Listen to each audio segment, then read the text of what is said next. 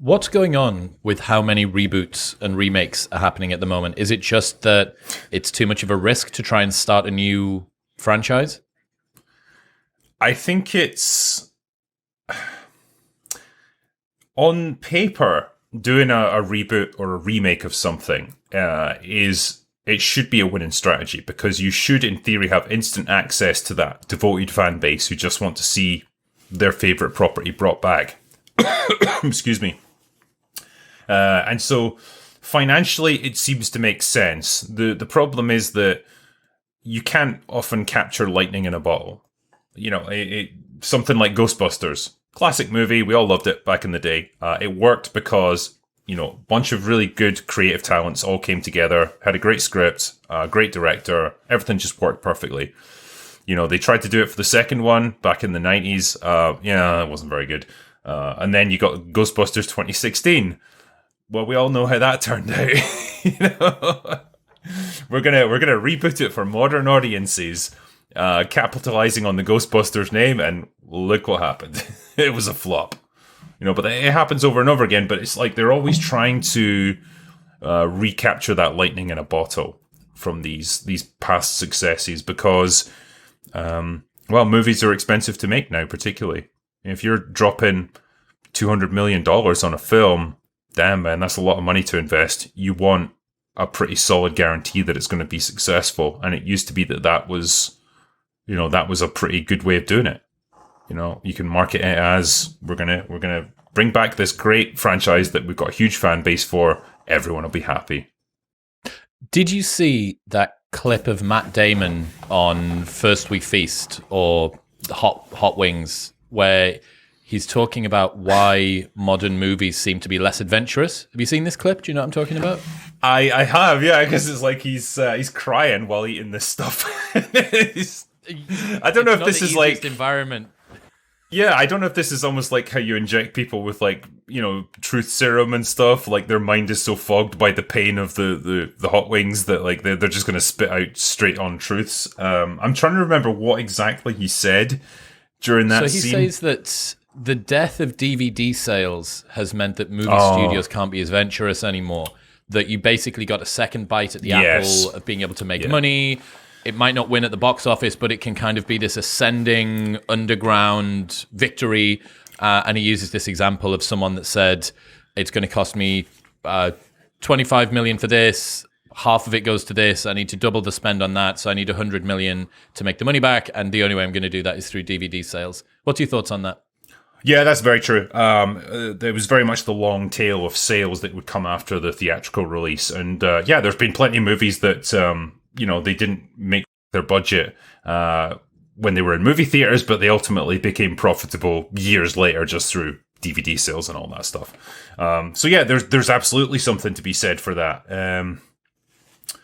It's I guess it's just a different world, you know, with streaming. Obviously, that's radically altered the equation. The moment something gets released onto streaming, it's going to be on the high seas, and that's going to take a huge chunk of your revenue as well. Like people just getting it for free.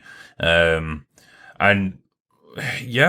guess there's just this general climate of risk aversion. You know, what is the things that makes money at the moment? The other thing I was going to say is the death of the sort of mid-budget movie. They don't really exist anymore. You know, there used to be a time when you would get your big, blockbusters that was like $100 million budget. You would get your little indie movies that were done for practically nothing, but then you would get in-between films that had like 20, 30 million allocated to them. Not a huge amount, but then they don't have to make a huge amount in order to become profitable. So I think that's been a big change as well. One thing that I definitely hadn't considered was that Harvey Weinstein might have been the gateway drug or the pebble at the top of the avalanche that caused downstream from this for a bunch of other problems to occur. I understood that it is not particularly popular at the moment to uphold men, particularly white men, as being competent in the media.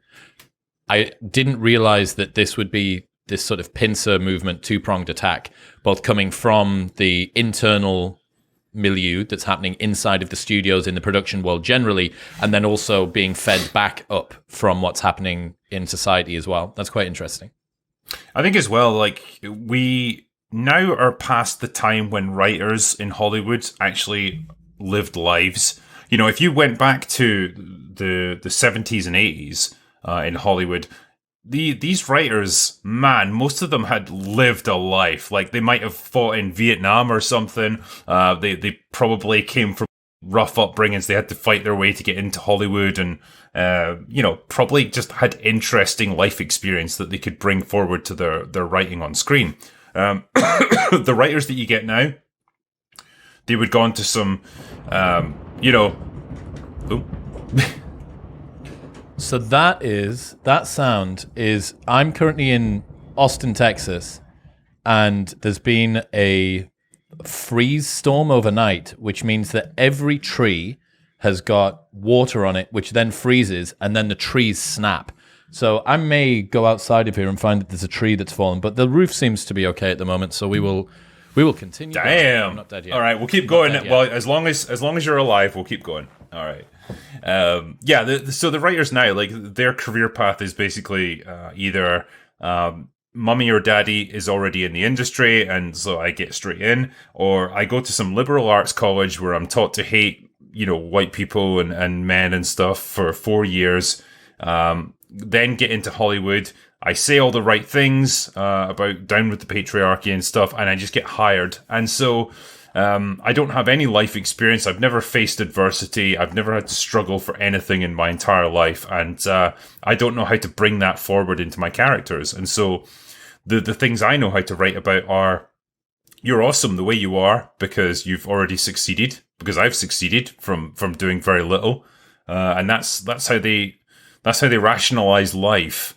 And so again, it all feeds into this culture, I guess, that we have now in Hollywood of narcissism, of selfishness, of, I'm the most important thing in the world and I'm perfect. And it's not about improving yourself anymore. It's not about taking on challenges. It's just about everyone else accepting you for what you are right now. What's happening, people? If you enjoyed that, then press here for the full, unedited episode. And don't forget to subscribe. Peace.